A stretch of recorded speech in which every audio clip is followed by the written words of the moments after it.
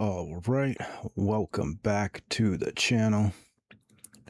In this video, I'm going to be talking about astrotheology, but in a specific context. I don't want to get too schizo on that whole astrotheology thing, but basically, I want to give like an introductory proof as to how it is at least possible that there has been an esoteric symbolic language that has been passed down through Western tradition and dating back prior to Western tradition, prior to Judaism, prior to Greek Hellenism. And that same exact symbolic language is incorporated into all of those societies and brought forward into European and then American society. Okay, sounds insane, but actually the symbolic language is right in front of your face. It's something that everyone uses, everyone knows about, and it's the zodiac, right? It's a symbolic language that's existed previous to all the countries and nations I just named and people groups, right? It's been passed down through generations of time for millennia, multiple millennia, the same exact symbolic language, right?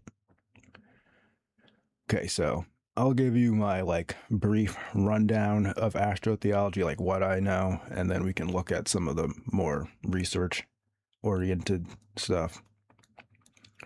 Now, please, if you're Christian, don't get offended. I'm not trying to go in on Christians. Astrotheology is just a completely different interpretation of the Bible and Western tradition and esotericism and all that other stuff. So we can have a debate about it later, but anyway. Basically, how astrotheology goes is that, the wisest people in society throughout time have always studied astrology or astronomy in the form of astrology because they believe that the celestial bodies had some control over the happenings and goings on the planet, like a as above so below kind of like reflective thing. And we know that because of the names of the days of the week, which correspond with the Roman and Greek god names, well, actually the Roman god names. But the theory goes further that incorporated into the Bible itself, the Old and New Testament, the Pentateuch, and all of the Bible, basically, there's a astrotheological interpretation of it. The basic rundown of that is like, you've got, of course, the 12 tribes of Judah corresponding to the 12 zodiac signs. And then you also have the fact that Jesus is represented by a fish, and he's been represented by a fish in even some of the earliest Roman symbols. He was represented by a fish, and even the word ichthys, like ITYS or whatever, is like means fish in like Latin.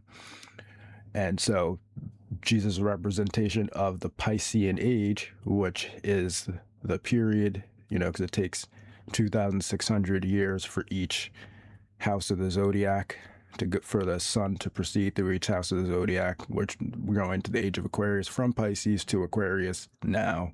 We're like just at the cusp, and depending on how you measure it, it's been around 2,000 and something years, right? So it makes sense, right? It's not just like some kooky made up conspiracy. Like you can see here, there's tons of websites where people study this stuff. I'm not just like making it up, right? And so there's much deeper interpretations. And then we can see that, here in this website, that it's an actual thing, right? And it goes back to Greece, basically. This guy wrote some book about, how the planets and stuff work. So here we can see that Hellenistic astrology traces its roots to Babylon, where astronomers were interpreting astronomical phenomena as omens by the first millennium BCE. The Babylonians would later begin practicing natal astrology to try to predict events in a person's life based on the position of the stars and planets at the time of their birth. Ancient Greek authors claim that astrology was introduced to Greece by a Babylonian priest named Berosus, who moved to the Greek island of Kos and established a school of astronomy and astrology around 280 BCE. Right. So they're saying, obviously, the story might be a little made up, but they did learn it from the Babylonians, right? So then we can see that the books of the Bible were written at least 1,000 years after Babylon was established, right?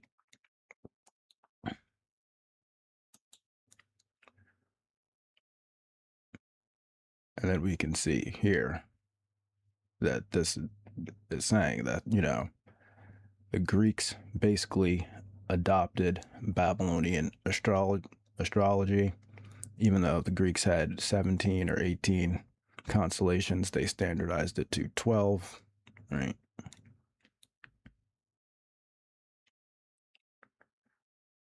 So the Greeks picked up the Babylonian constellations and the whole concept of,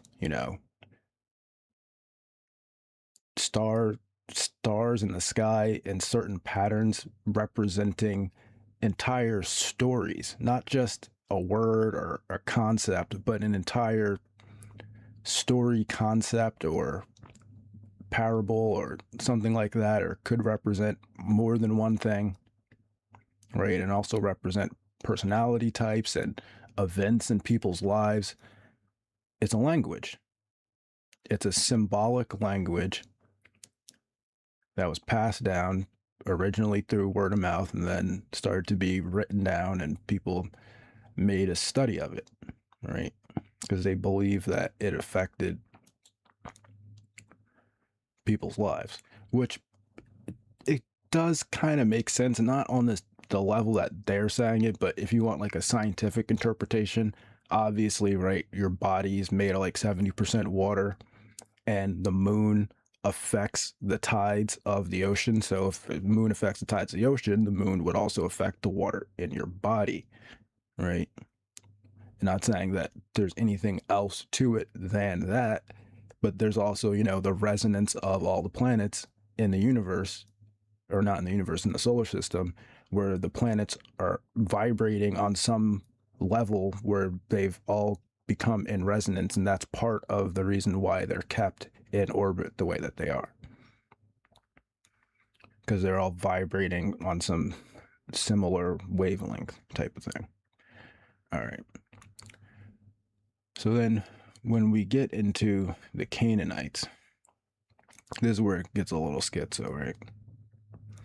Where this guy is saying, an alternative suggestion put forward by Ephraim Avogador Spicer in 1936 derives the term from the Kinau, purportedly referring to the color purple, so that Canaan and Phoenicia would be synonyms, the land of purple.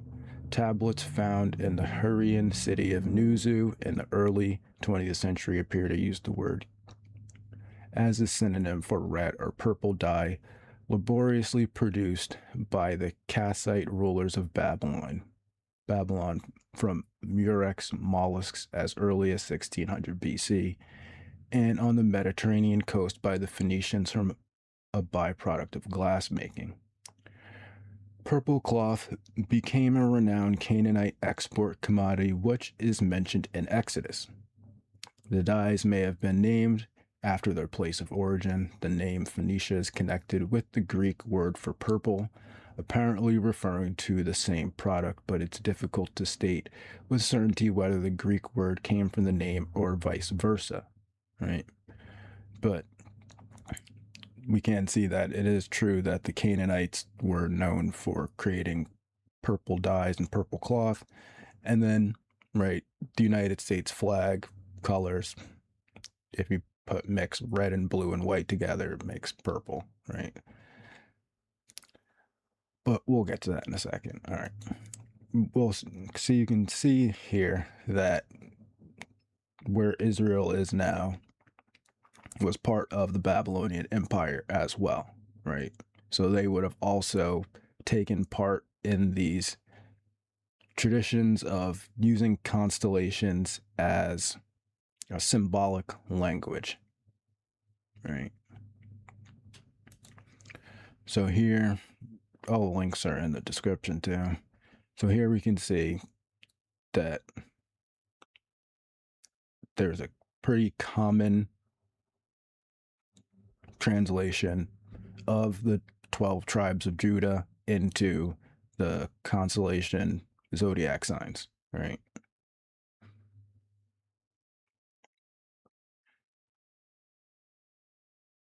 So I'll just read a little bit of this. What made this system cosmically remarkable was the way the tribes were arranged when the Israelites traveled through the desert. According to the book of Numbers, the 12 tribes encamped in a precise formation around the tabernacle, 3 tribes each of the 4 sides, mirroring the 4 cardinal points of the heavens. Ancient commentators in the text, like Sefer I don't know what his last name is, explicitly link these 4 camps to the 4 elemental triplicities of the zodiac: fire, earth, air, and water. The Mazzaroth connection in the book of Job, God asks, "Can you bring forth the Mazzaroth in their season?" The Hebrew term for the 12 zodiac constellations. The Hebrews understood the heavens as a sacred clock, not a fortune-telling tool. The 12 constellations were called the Garland of Crowns, each one a crown upon a tribe. The most codified tribal zodiac correspondences come from the Sefer Yetzirah, the Book of Formation, one of the earliest Kabbalistic texts, which maps each Hebrew month, zodiac sign, and tribe to a specific faculty of the soul, such as speech, thought, sight, or action. The Zohar deepens this by saying the essence of each tribe is essential to the nature of the entire Jewish people, and by extension to all of creation. So this is like actual Jewish, not theology, but Jewish mysticism, right? So you can see each tribe has a zodiac sign connected to it and a type of, like, I guess you could say, ability or gift. That's what they're saying. It's a gift from God that they get, right? So it's not just like schizo. People aren't just like saying, oh, there's this language that's been passed down, symbolic language that's been passed down through esoteric tradition, through time, going back to the Babylonians, before Egypt even existed, before the Jewish people were a real people, right? A group. So we can see that the Vatican has been studying astronomy or astrology. It's got one of the world's oldest astronomical observatories, going back to 1582, right? And then they were the ones that changed the calendar, right? So the Catholics at any time, when they were in charge of basically all of Europe, could have easily removed all of this weird Babylonian and Egyptian zodiac stuff, right? They could easily just change the calendar and made it some like different animals, or completely change the meanings of the zodiac signs, but they didn't. They kept all the stuff, right? And this is like the foundation of like Western esotericism, is this like astrotheological interpretation of, religious text, either, Hellenistic or Christian religious text, right? I mean, a Catholic came up with the Big Bang Theory, right? The thing that all the atheists refer to was invented by a Catholic, right? Okay, so here we're going to get into the Jewish Saturn worship, right? But it's not just to go schizo, it's actually connected, right, with astronomy, astrology, right? And the fact that they believed that the gods were part of the celestial bodies, right? And they had effects on what happened on Earth. Jewish Saturn worship refers to the historical connection between the planet Saturn and Jewish traditions, particularly the Sabbath, which is the seventh day of the week. The Hebrew name for Saturn, Shabbatai, is derived from Shabbat, indicating a link between the planet and the Jewish day of rest, right? So there's a direct connection with it being called Saturday. It's not schizo.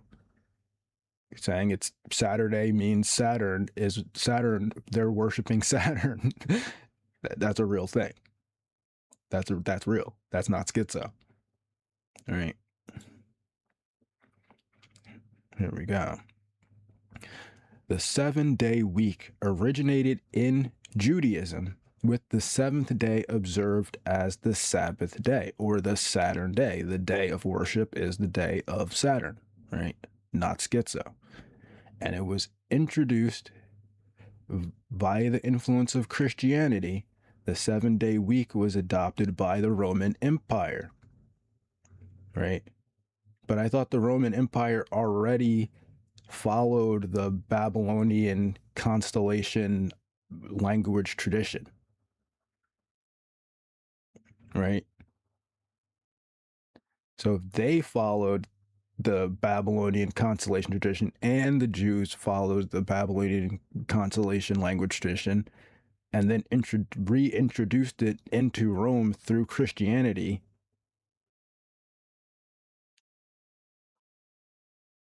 you see what I'm saying? Like, it makes sense what they're saying, but it doesn't make sense that they're reintroducing it. It's the same tradition, right?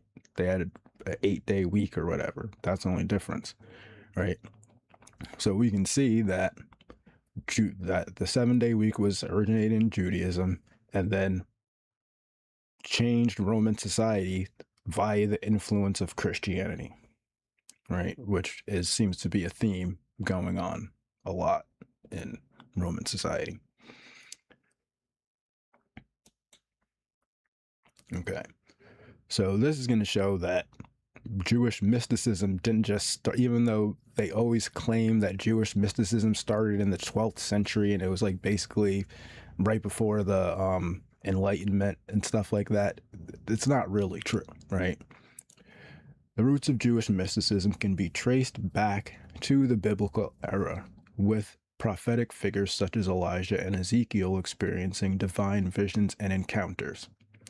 This tradition continued into the apocalyptic period, where texts like Enoch and the Book of Daniel introduced complex angelology and eschatological themes. The Hecalot and Merkava literature, dating from the 2nd century to the early medieval period, further developed these mystical themes, focusing on visionary ascents to heavenly places and the divine chariot. Right. So basically, the Jewish mystical tradition was formalized in the 12th century, but it started all the way back in biblical times. The first people that were saying that they were prophets or whatever were doing Jewish mysticism, right? So again, not schizo, that's what they were doing. And it's just the way that Judaism developed. It first started out as an oral tradition, and then over time it became a written tradition through the rabbi scribes. So there's parts, it's similar to like how the Orthodox Church is. There's parts of the stuff that's written down, and then there's parts of the stuff that you can only understand through the actual tradition of the people that were practicing their religion that was related to the text, if that makes sense. Okay, so now it's very hard to trace stuff going back all the way to Egypt, but obviously the Egyptians had a large body of knowledge on the natural world and science and stuff like that. And we do know that you can say Greek philosophers, Greek scholars did go to schools in Egypt, right? And Egypt also practiced this constellation symbolic language as well, right? And now the Book of Thoth is a real thing, right? It's just like a collection of, I guess, knowledge writings from Egypt that were attributed to some like mystical scribe. Now, if the mystical scribe existed, not sure, but the knowledge did exist, right? The books of knowledge did exist, and they were referenced by multiple people, and they found, separate book fragments in different places. So it was a book that was like a real book that multiple people had copies of or whatever. Okay. So now the tarot itself was invented in Europe, in Italy, in like the 1400s. And basically, these like crazy Freemason people basically try to pass it off as if it was actually from Egypt and going back to like Babylon and all that other stuff, right? So originally it was just a playing card game with like cool pictures on it. And then over time, people added the mysticism to the cards or whatever. But then when it gets really interesting is when this guy, Aphelius Levi, comes in, right? He's like this French occultist or whatever, right? Where look, he's like translating his French name into Hebrew, right? And you'll see this a lot in this period in Europe where it's like, the whole like Theosophical Society people and Madame Blavatsky and a bunch of these other people who tried to like reinvigorate the kind of like older traditions like from the Bible and Jewish mysticism and Babylonian mysticism and I guess even Greek and Roman type of esotericism, right? Because you can see this guy, he was going to be a Catholic priest, but then he quit, and then he starts doing occult, Kabbalah, alchemy, magic, right? Writes a bunch of books talking about Baphomet, all that stuff. And he's basically one of the founders of the Order of the Golden Dawn, which is one of the most prominent occult, esoteric, like Kabbalah-based non-Jewish organizations. I guess that's what, I don't know how else you would call it, right? It's like based on the Kabbalah, but they're not Jewish, right? They're like, these guys were British or whatever, right? So basically, Aphelius Levi is the guy that connected the tarot to the Hebrew Kabbalah, right?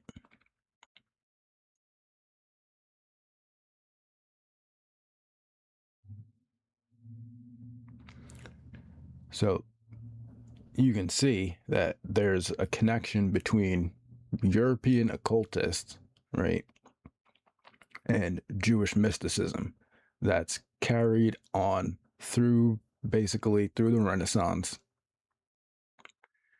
and then brought into America through Freemasonry, right? And so you got this book, Morals and Dogma, that's written by Albert Pike.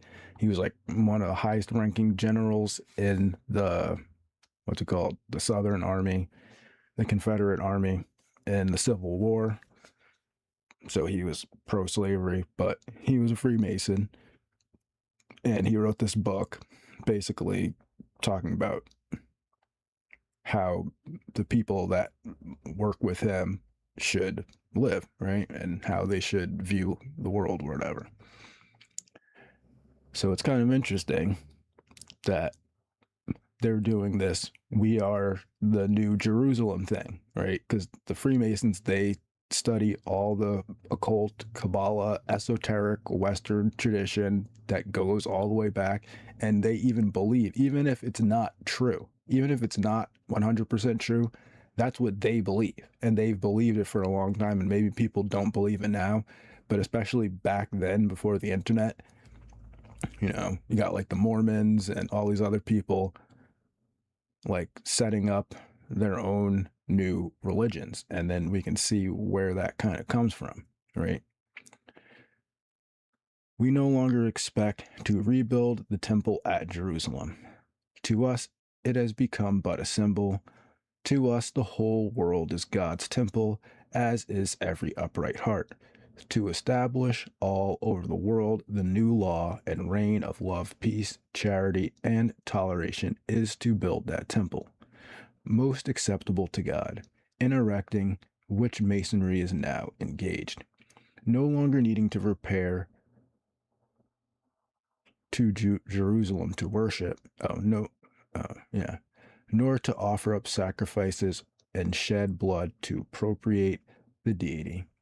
Man may take to the woods and mountains, his churches and temples, and worship God with a devout gratitude and with works of charity and beneficence to his fellow men.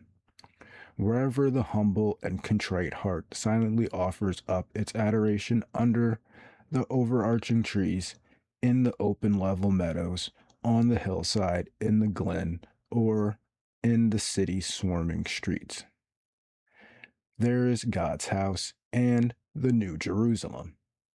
The princes of Jerusalem no longer sit as magistrates to judge between the people, nor is their number limited to 5, but their duties still remain substantial, the same, and their insignia and symbols retain their old significance.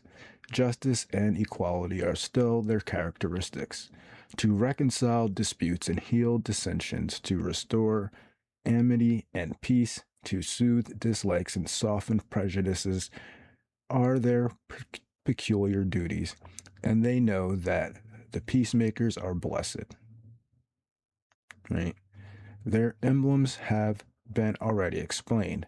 They are part of the language of Masonry, the same now as it was when Moses learned it from the Egyptian hierophants. Still, we observe the spirit of divine law, and thus enunciated to our ancient brethren when the temple was rebuilt and the book of the law again opened.